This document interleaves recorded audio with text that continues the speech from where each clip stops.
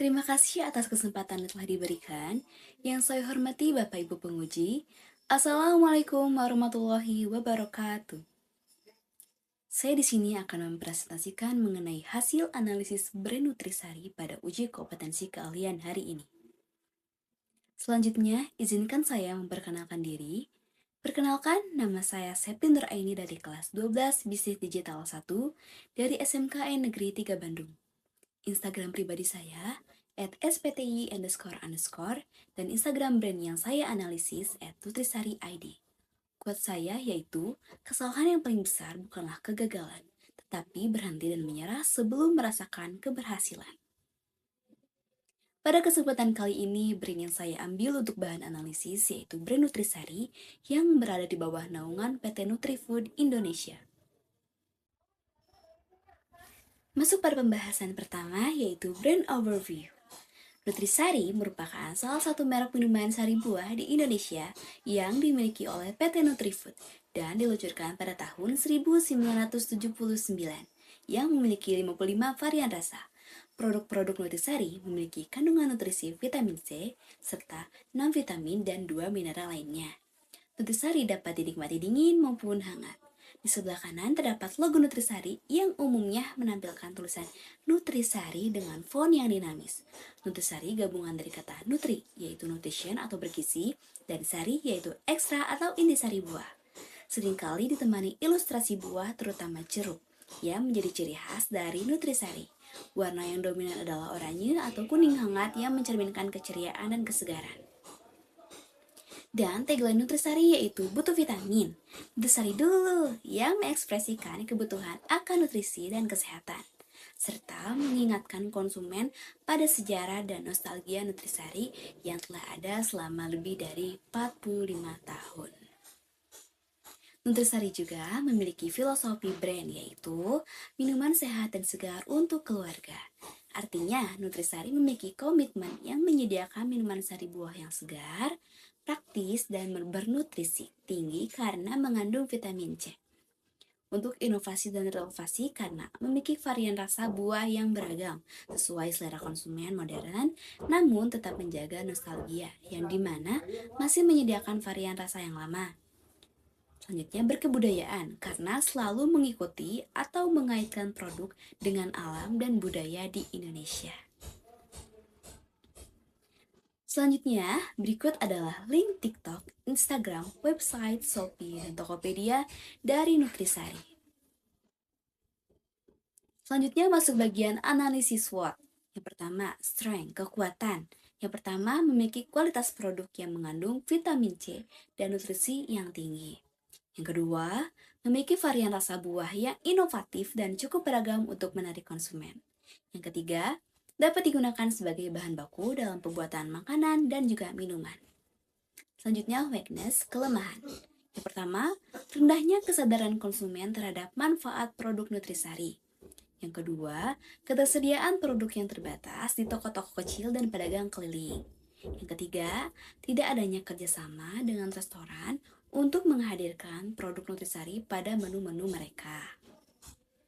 Selanjutnya, opportunities atau peluang. Yang pertama, tingginya minat masyarakat terhadap gaya hidup sehat dan konsumsi makanan dan minuman yang sehat. Yang kedua, pertumbuhan populasi penduduk yang berkontribusi terhadap peningkatan permintaan produk Nutrisari. Yang ketiga, kemungkinan adanya kerjasama dengan toko online besar seperti Shopee dan Lazada untuk meningkatkan distribusi produk. Selanjutnya ada threats, ancaman. Yang pertama, fluktuasi harga bahan baku seperti buah dan sayur yang dapat berdampak pada kestabilan harga jual. Yang kedua, persaingan yang ketat dengan produk minuman sejenis yang sudah lebih dikenal di pasar. Yang ketiga, perubahan tren masyarakat yang lebih mementingkan minuman dalam kemasan ramah lingkungan. Selanjutnya, ada analisis marketing mix 4P. Yang pertama, produk. Nutrisari menyediakan berbagai macam varian rasa buah yang kaya akan nutrisi, vitamin, dan juga praktis. Yang kedua, price. Memiliki strategi harga yang terjangkau agar dapat dijangkau oleh semua masyarakat dan menjadikan kompetitor di pasar minuman instan yang praktis. Yang ketiga, place. Produk mudah ditemukan di warung, lontong, minimarket, Alfamart, Indomart, hingga supermarket besar, serta memiliki ketersediaan tinggi. Yang keempat, promotion. Aktif dalam melakukan promosi melalui media sosial, iklan televisi, event olahraga, atau kesehatan, serta sponsorship. Selanjutnya, analisis STP. Yang pertama, segmenting. Pasar dibagi berdasarkan demografi, yaitu wanita dan pria usia 10 hingga 40 tahun, terutama pelajar, mahasiswa, dan keluarga. Menurut psikografi, penyuka minuman praktis, segar, dan memiliki rasa buah alami, dan perilaku, yaitu pengguna aktif media sosial berbelanja online. Yang kedua, targeting. Secara spesifik, menargetkan remaja hingga dewasa yang aktif dan dinamis, usia 10 hingga 40 tahun, yang membutuhkan minuman cepat saji dengan rasa yang berbagai macam, dan juga enak dengan harga yang terjangkau. Yang ketiga, positioning. Diposisikan sebagai minuman serbuk rasa buah yang praktis, menyegarkan, dan terjangkau untuk semua kalangan. Dan ini menonjolkan sensasi rasa buah yang khas, menyegarkan, serta memiliki pilihan rasa yang beragam dengan penyajian yang praktis dan harga yang ekonomis. Selanjutnya, analisa langkah strategi brand dalam menjalankan digital marketing. Nutrisari mengoptimalkan TikTok activation dengan influencer, KOL, dan user-generated content untuk meningkatkan engagement dan brand awareness. Konten yang dibuat cenderung ringan, segar, dan relatable sehingga sering masuk FYP. Strategi konten mengangkat momen konsumsi sehari-hari seperti saat santai, berkumpul, atau setelah beraktivitas dengan visual yang fresh dan storytelling yang sederhana namun menarik. Nutrisari menjalankan digital marketing dengan fokus pada TikTok dan juga Instagram. Yang pertama, konten viral. Memproduksi konten pendek yang fun, segar, dan mudah ditiru, seperti challenge, resep minuman, dan daily routine, serta menonjolkan sensasi rasa dan kesadaran produk. Yang kedua, SEO dan Ads menggunakan hashtag seperti hashtag minuman segar, hashtag nutrisari, dan hashtag segar setiap hari, serta menjalankan ads di TikTok dan juga Instagram untuk menjangkau audiens usia 15 hingga 35 tahun. Yang ketiga, affiliate program. Berkolaborasi dengan kreator TikTok dan Instagram seperti food lifestyle dan daily content creator untuk review produk dan meningkatkan jangkauan organik. Yang keempat, email dan CRM. Menggunakan promo digital, kampanye bundling, dan aktivasi loyalitas konsumen melalui platform marketplace dan media sosial. Yang kelima, analitik. Monitoring performa konten seperti viewers, engagement, atau share untuk mengetahui tren dan mengoptimalkan strategi konten berikutnya. Selanjutnya ada analisa konten FYP. Yang pertama, kolaborasi KOL atau affiliate. Konten dari food creator, minuman kreator, dan lifestyle influencer yang menampilkan nutrisari sebagai minuman segar sehari-hari memiliki potensi besar masuk FYP. Dengan durasi video yang cukup, maka semakin banyak orang yang menonton atau mengulang video. Dan semakin berpeluang video itu direkomendasikan kepada banyak pengguna. Yang kedua, hook awal, 0 hingga 3 detik. Hook ringan seperti panas banget, ini minuman penyelamat. Untuk langsung menarik perhatian dan membuat penonton bertahan. Hook yang kuat, maka konten akan langsung menarik perhatian dari awal, cenderung akan ditonton lebih lama. Yang ketiga, hashtag dan tren.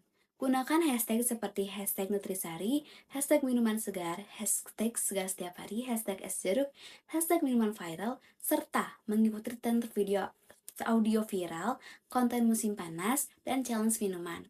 Dengan hashtag yang tepat atau teks deskripsi, membantu algoritma memahami konteks video dan menjadikannya direkomendasikan ke pengguna yang tertarik dengan topik tersebut. Yang keempat, share engagement. Dengan mengajak audiens berinteraksi dengan pernyataan seperti tim dingin atau pakai ice. Atau favorit kamu rasa apa? Serta mendorong user untuk ikut recreate minuman untuk meningkatkan engagement dan peluang FYP. Engagement seperti like, komentar, share, dan save yang banyak maka semakin naik algoritma video bahwa konten tersebut menarik dan relevan untuk ditampilkan ke orang lain. Yang kelima, konsistensi. Posting rutin dengan variasi konten seperti resep minuman simple, konten cuaca panas atau haus, daily routine refresh, konten fun, dan relatable. Selanjutnya ada KOL atau call. Influencer dengan gaya konten fun, segar, dan relatable yang cocok untuk mempromosikan Nutrisari sebagai minuman sehari-hari di Indonesia.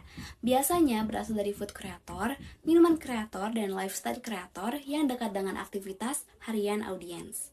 Yang pertama, micro influencer, 10.000 hingga 100.000 followers. Alasan kecocokannya karena memiliki engagement rate tinggi, serta sering tampil natural tanpa terkesan berlebihan dalam menikmati produk. Yang kedua, nano influencer, di bawah 10.000 followers. Alasan kecocokannya karena program affiliate.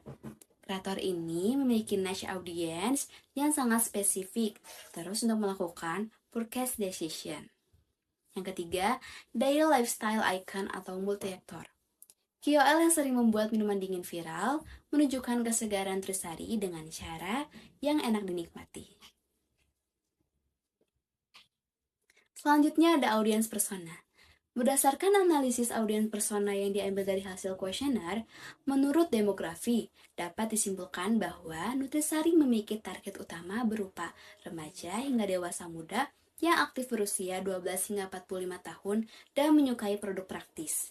Dari sisi psikografis, audiens memiliki gaya hidup dinamis dan menyukai sesuatu yang simpel namun tetap menyenangkan. Mereka juga cukup terbuka terhadap variasi rasa dan cenderung loyal terhadap produk yang sudah dikenal. Secara perilaku, konsumen sering mengonsumsi Nutrisari sebagai minuman sehari-hari, baik di rumah maupun saat beraktivitas di luar rumah, karena mudah ditemukan dan memiliki banyak varian rasa. Hal ini menunjukkan bahwa Nutrisari berhasil diposisikan sebagai minuman praktis yang relevan dengan kebutuhan masyarakat. Selanjutnya, dari segi motivasi, konsumen Nutrisari didorong oleh kebutuhan akan minuman yang praktis, cepat disajikan, dan memiliki kandungan vitamin C. Produk ini menjadi pilihan karena mampu memenuhi keinginan akan konsumsi yang simpel tanpa mengorbankan kenikmatan rasa.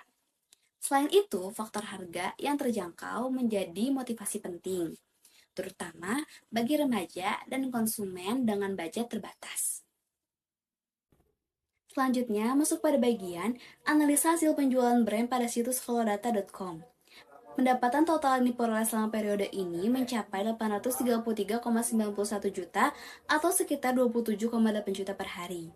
Jumlah unit terjual tercatat sebanyak 4.013 unit per hari dan harga jual rata-rata produk di periode analisis adalah 202.000. Dengan insight, volume penjualan cukup tinggi menunjukkan produk fast moving atau cepat laku. Harga rata-rata 200.000 kemungkinan karena bundling produk, pembelian grosir atau multipack. Pendapatan langsung sebesar 828,78 juta atau 99,38%, sedangkan pendapatan video 387,86 ribu atau 0,05% dan pendapatan dari kartu produk 4,75 juta atau 0,57%. Penjualan hampir sepenuhnya dari direct purchase, bukan dari konten atau video. Artinya, strategi konten dan affiliate belum maksimal. Konsumen datang karena kebutuhan, bukan karena konten viral. Grafik penjualan fluktuatif, naik turun. Ada beberapa spike, kemungkinan promo tertentu, kampanye harian atau payday. Di akhir periode, terlihat penurunan. Dengan insight penjualan belum stabil, masih tergantung momentum promo atau event. Rasio konversi kreator di platform ini tercatat 58,43% dengan tingkat konsentrasi 47,9%, artinya kalau ada traffic mudah jadi pembelian, tapi penjualan mungkin terkonsentrasi di beberapa produk saja, belum merata ke semua varian. Berikutnya, community event. Yang pertama, Grow with Nutrisari. Pendukung pelaku UMKM dan pedagang kuliner melalui seminar, kreasi minuman kekinian yaitu tim Mixology Fest dan program tukar saset berhadiah umroh. Yang kedua, tukar saset berhadiah. Program Nutrisari yang mengajak konsumen dan mitra UMKM mengumpulkan kemasan saset Nutrisari untuk ditukarkan dengan hadiah menarik. Yang ketiga, aksi lingkungan Nutricycle. Nutrisari bekerja sama dengan bank sampah dan pengrajin untuk mengelola limbah saset menjadi produk fungsional seperti pelatihan pembuatan roster dari sampah plastik. Selanjutnya, layanan newsletter. Berdasarkan hasil uji coba yang telah saya lakukan, saya mencoba mendaftarkan email pada layanan newsletter brand tersebut untuk melihat bagaimana strategi email marketing yang mereka jalankan. Namun, setelah proses pengisian email, saya tidak menerima balasan atau email konfirmasi apapun. Hal ini dapat disebabkan oleh beberapa kemungkinan. Yang pertama, brand tersebut mungkin sebenarnya tidak aktif menjalankan layanan newsletter, meskipun fitur pendaftaran tersedia. Kedua, bisa jadi sistem email marketing mereka tidak berjalan dengan baik, seperti tidak adanya auto-respon atau terjadi kendala teknis. Yang ketiga, ada kemungkinan email yang dikirim oleh saya masuk ke folder spam atau promosi sehingga tidak terlihat secara langsung di inbox utama. Berikutnya, pembahasan yang terakhir ada tools analis. Yang pertama, Google Trends. Alat untuk mengetahui tren pencarian kata kunci di Google, melihat popularitas topik dan membandingkan beberapa keyword sekaligus. Cocok untuk riset ide konten, melihat tren viral dan strategi marketing. Yang kedua, analisa.io. Alat analisis untuk platform Instagram dan TikTok yang memberikan laporan tentang performa akun, engagement rate, followers, postingan, analisis hashtag, dan insight strategi sosmed. Cocok untuk influencer marketing dan analisis performa akun. Yang ketiga, Blogger. Platform gratis atau berbayar untuk membuat website atau blog pribadi, bisnis maupun portofolio. Bisa juga digunakan untuk menulis artikel, upload konten, dan publish online. Cocok untuk blogging, website bisnis, konten marketing. Yang keempat, Neil Patel, Uber Suggest. Alat analisis SEO website yang membantu dalam penelitian kata kunci atau keyword research, analisis lalu lintas traffic, website pesaing, dan ide konten. Cocok untuk SEO, content writer, digital marketer. Yang kelima, Small SEO Tools. Plagiaris Kicker, alat untuk memeriksa plagiarisme atau duplikasi konten dengan membandingkannya dengan jutaan sumber online untuk menjaga kualitas dan keunikan artikel. Cocok untuk penulis, mahasiswa, blogger. Yang keenam, Google Business. Platform pembuat profil bisnis untuk mengelola bisnis di Google Maps, hasil pencarian, dan review dan ads dengan menambahkan informasi. Cocok untuk UMKM, toko, restoran, dan jasa lokal. Yang ketujuh, Social Blade. Analisis statistik dan analisis pertumbuhan untuk akun media sosial seperti YouTube, TikTok, Instagram, Twitter, dan lain-lain, termasuk estimasi penghasilan dan peringkat kreator. Cocok untuk YouTuber, konten kreator, analisis media sosial. Saya ucapkan terima kasih banyak kepada pihak Sekolah SMKN Negeri 3 Bandung atas dukungan akademik serta fasilitas yang telah diberikan sehingga proses penelitian dan pengembangan proyek ini dapat berjalan dengan baik dan juga lancar. Dan juga kepada PT Klorin Digital Media atas kolaborasi, dukungan teknis, serta kontribusi kreatif dalam menghadirkan solusi digital yang membantu memperkuat branding dan pemanfaatan teknologi selama kegiatan berlangsung. Kontribusi dari kedua belah pihak sangat berarti bagi saya dalam keberhasilan program ini serta memberikan dampak positif bagi perkembangan dunia pendidikan dan industri digital. Saya mengucapkan terima kasih banyak atas kepercayaan dan kerjasama yang telah terjalin dengan baik, dan saya ucapkan terima kasih banyak.